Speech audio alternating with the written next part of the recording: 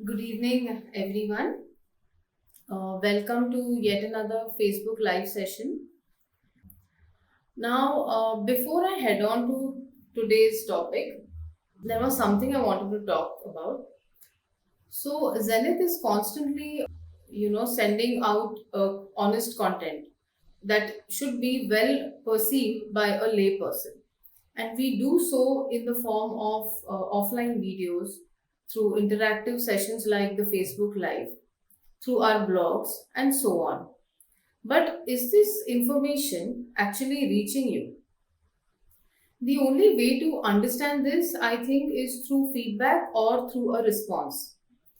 So, if by any way, by any means, if you feel that the material that we are sharing or the presentation of the information that we share can be done differently, or a different angle needs to be focused more, or any simple suggestions of how we are trying to communicate with you, feel free to communicate with us directly. Either you can send us an email, send us, you can actually write on the current chat box as well, or you can also send us a direct message on our Instagram account or our Facebook account, and for sure we will communicate, or try to make the necessary changes that will help you understand what we talk about better. So, with that, let me move on to today's topic. And I'm going to be talking about the role of laparoscopy in infertility. Like I've always said, there are various aspects to conception, and today we are going to be focusing on the female factors responsible for fertility.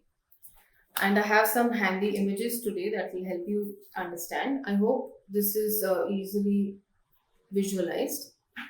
Okay, please follow the pen. So basically, this is the female reproductive system, right? This is the vagina. This is the cervix. This is the uterine cavity. These are the ovaries, right? So, and these are the fallopian tubes. Now, what we are actually seeing at is basically during the time of ovulation, that is the fertile window, the ovary, there is a follicle that is maturing inside the ovary, and the follicle contains the oocyte, that is the egg. By the time it reaches the 14th day, follicle is large enough to rupture, and the egg gets actually released inside the fallopian tube. Okay, now this fallopian tube, like you can see, has these small projection like structures which are actually called the fimbriae, and the fimbriae are responsible for picking up the mature oocyte into the fallopian tube, and then slowly this moves on to the mid of the fallopian tube. The sperms then travel through the uterine cavity into the fallopian tube, and it tries to reach the oocyte. Here it is fertilized, and the embryo that is formed actually moves through the fallopian tube and goes into the uterine cavity and implants right here. And this is what we call a pregnancy.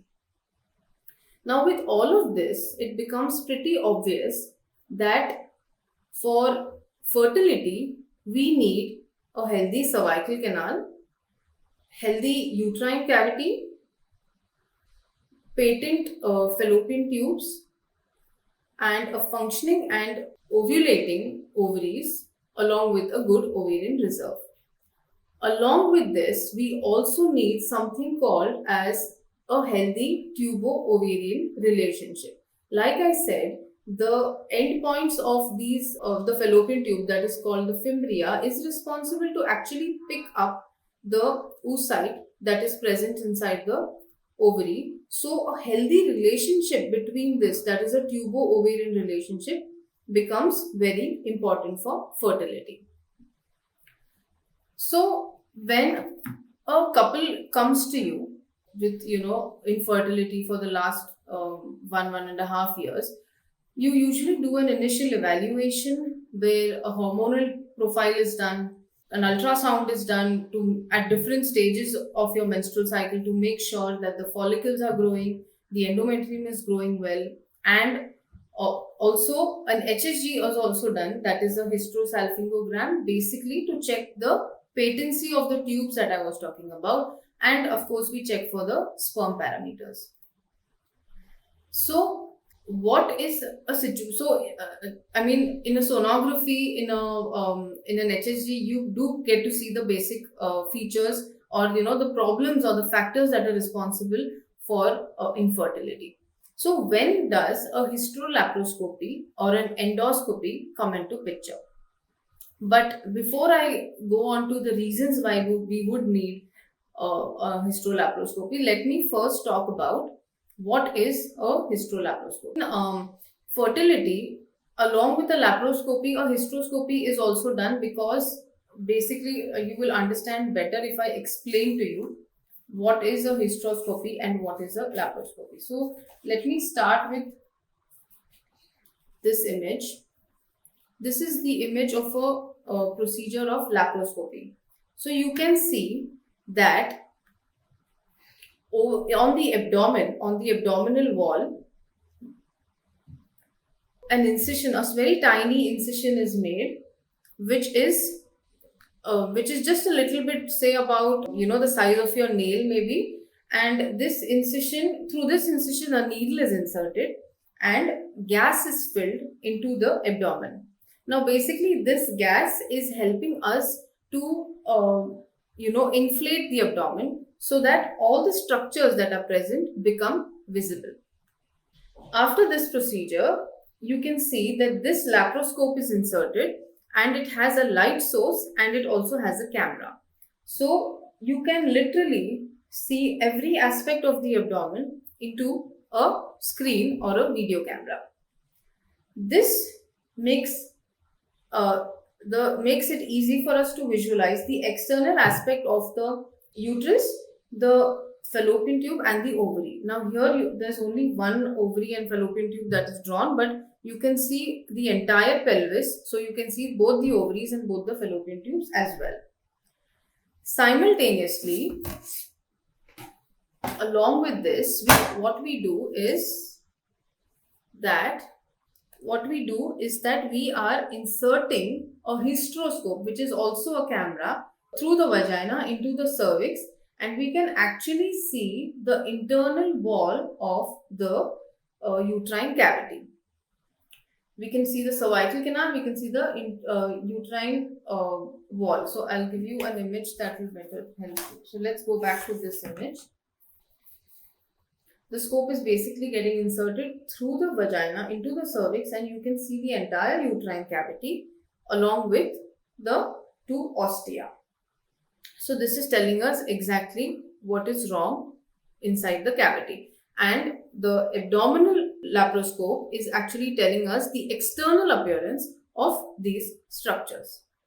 In the hysterolaparoscopy, we also perform a test called a methylene blue test, which means that it is quite similar to HSG, but an HSG comes out in the form of an X-ray. It's black and white, but this is actually giving us the live appearance of what patency of the tubes looks like. So basically, we are inserting the dye through the canal, and if the tubes are patent, we can actually, through the abdominal laparoscope, visualize the spill of the methylene blue dye into the pelvic cavity. Along with that, the laparoscope camera is also actually letting us visualize the external appearance of these tubes and the uterine cavity as well. So this is what the procedure is all about. Basically, it is a minimally invasive procedure, and the post-op recovery time is also bare minimum. I think in the next, following the procedure, you just need to rest for about a day or two, and you are fit to work. It is a daycare procedure. The incisions are so tiny that they heal also very fast. There can be some amount of abdominal bloating, because I said there is going to be inflation of the abdomen because of the gas, but that settles too. Post-operatively, we do give prophylactic antibiotics and painkillers, so you are going to feel comfortable. The procedure is usually done under general anesthesia, and the patient or the woman is deeply sedated. And of course, with every surgery, there are some complications, but honestly, this surgery, if done carefully, if done with the optimal condition, there are hardly any complications. But to name a few, sometimes during insertion of the scope, there may be injury to the adjoining structures. Sometimes there may be post operative infections, and also at times when we are expecting some amount of blood loss, because there is going to be some minimum amount of blood loss, but if we expect more, then we also keep blood available. And yeah, so those are the complications of the procedure. Now, moving on to what are the conditions where we would actually need to do a hysterolaparoscopy. So, let us first talk about hysteroscopy. There is a very common condition where a hysteroscopy is required, and those that is when you have endometrial or uterine polyps. Now, what are these uterine polyps? So, basically, it is can you these there are abnormal growths that are present inside the uterine cavity, and these polyps usually obviously, since they are present inside the cavity, they can hamper the process of implantation after fertilization.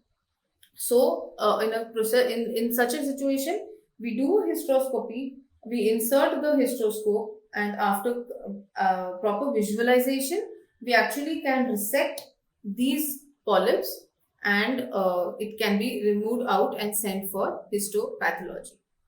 That is one. And one other very common condition that we need hysteroscopy is for a condition that you can see here, that is a submucous fibroid. Now, if you see closely in the submucous fibroid, this fibroid is actually distorting the normal shape of the endometrium.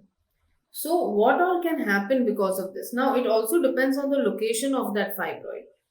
So if the fibroid is present here, so it can, or it can hamper the passage of the sperms through the uterine cavity into the fallopian tube, because you can see that it is compressing it. If the fibroid was present somewhere here, it would actually affect the implantation process. If the fibroid was present here, it again affects the passage of the sperms into the fallopian tube. So these kind of fibroids, submucous they are called, that are present in the internal aspect of the uterine cavity, they can be treated or can be resected with a hysteroscope. So this is one of the conditions where a hysteroscopy would be required. Another important condition where a hysteroscopy is required is called as Asherman syndrome, which means the presence of fibrous tissue or adhesions inside the wall of the uterine cavity. So something like this. This is not a very clear picture. It's very small, but basically in the wall of the uterus, there are a little bit of adhesions that are present, and they need to be resected in order for the sperms to travel and for implantation to take place. Common cause of Asherman syndrome could be tuberculosis, or sometimes even a woman who has a previous history of a curettage may actually develop adhesions after the procedure, and these chronic adhesions can cause the problem for infertility, and that is when a hysteroscopy can be required. Also, in some situations where you would expect a blockage, it's not here, but if you expect a blockage in one of the tubes or in both the tubes, the process of we can actually move the scope. If it's a flexible scope, we can move it through the fallopian tube and we can open up the blockage that is present. But the effectivity or the success rate of fertility after such a procedure, after this procedure, may be questionable. Another important reason for a hysteroscopy is when you have an abnormal uterine developmental defect, commonly where we see there is a septum in the uterus. So you can see right here, there is a septum, there is a depression, a slight depression into the uterine cavity, and this is what also causes implantation defect, and this can also be taken care of through a hysteroscopy. Some other reasons why hysteroscopy may be needed could be in cases of a thin endometrium. So, when after repeated scans you notice that your endometrium is not becoming the thickness that it is supposed to be. So, usually for a good fertility, it needs to be at least more than 7 to 8 mm. So, if that is not happening, even after medications or even after regular follow up of the cycles, sometimes a hysteroscopy may actually help to take care of the a thin endometrium. So that was about the hysteroscopy. Now, moving on to why would we require laparoscopy in a case of infertility. So one of the most common conditions which most of you must be aware about, and which is talked about a lot nowadays, is a something called as endometriosis.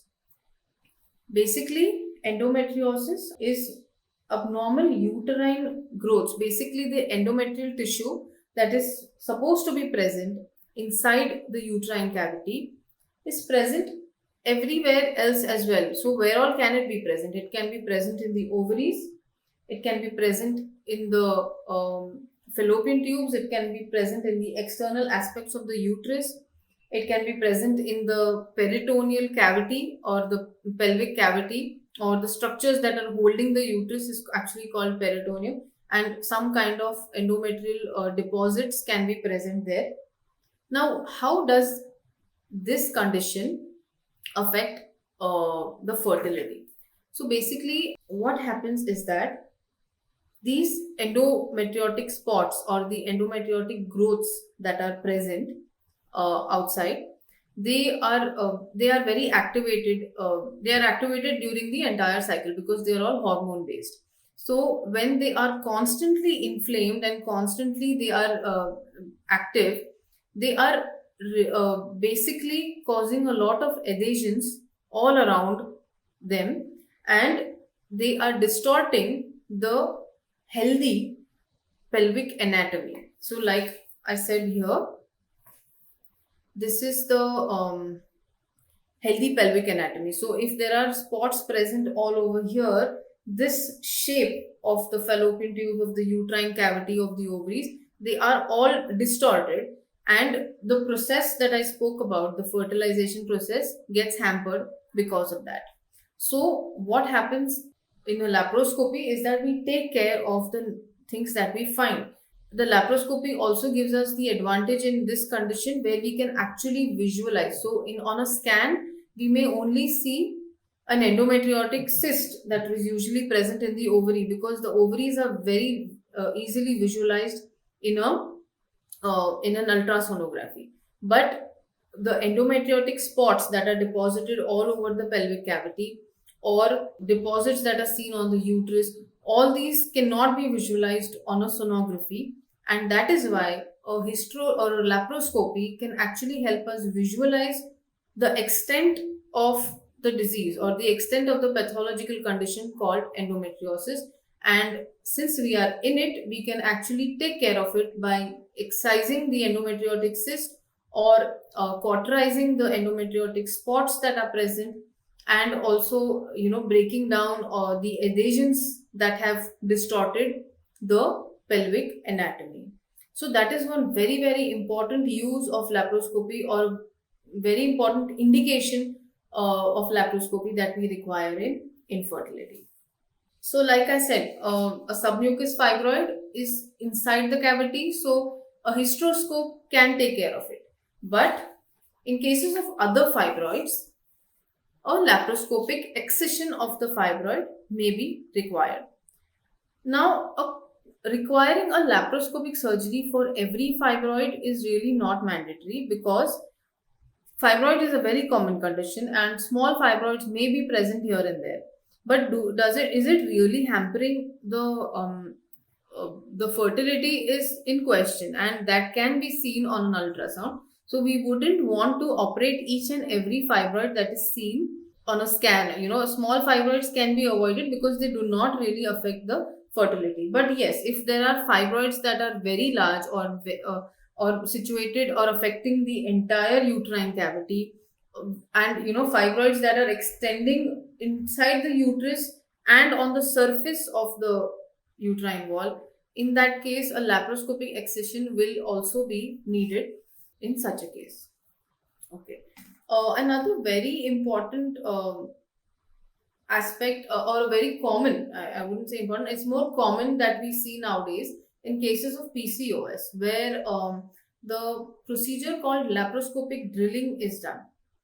Now, basically, what happens in PCOS, most of you know, I'm just going to talk about it in one line. Basically, there is a lot of hormonal imbalance, which means that there are high levels of LH, that is luteinizing hormone. So, it is said to be helpful that if about 4 to 5 punctures or drillings are done to the surface of the ovary, the capacity of the ovary to ovulate improves, and that is why ovarian drilling has known to have some benefit um, in cases of PCOS. Again, not all women having PCOS require ovarian drilling. It also depends on the other conditions, other factors, the sperm factors, male factors, other female factors. All these factors are also responsible, or are also play important role in deciding whether the procedure of ovarian drilling is required. Uh, the Another important reason for a laparoscopy is a condition called as hydrosalpinx. Basically, what is hydrosalpinx? You can see here. Yeah. This is a normal tube. It's straight. It's not swollen up. It has a good relationship. Okay. And this is a condition called as hydro. So this is unilateral, that is one tube is affected, and this is bilateral, that is both the tubes are affected with this condition called hydrosalpinx. Hydrosalpinx is basically collection of fluid or collection of an infection, a chronic infection maybe, in the tube. It's going to hamper the transfer of the sperm to the oocyte. It is going to hamper the picking up of the oocyte from, or the egg from the ovaries. All this is going to get hampered with the hydrosalpinx. But along with this, even if you're trying for a pregnancy, when you have a condition called hydrosalpinx, can be risky, because you may actually end up your body may actually end up fertilizing the egg, but it may implant in an abnormal position or an ectopic position, something like in this tube. So a laparoscopic procedure in hydrosalpinx becomes necessary to actually stop from causing more damage, because we actually cut out the infected area and remove the infected part of the hydrosalpinx from the uterine cavity. Because since it's infected, and since these cavities have connections, you actually sometimes the infection can actually enter into the uterine cavity and cause more damage, can cause more implantation problems. So a laparoscopic procedure in a case of hydrosalpinx may actually be needed to nick off or to remove or separate the infected portion from the healthy uterine cavity. So that is where a laparoscopic procedure will be required. And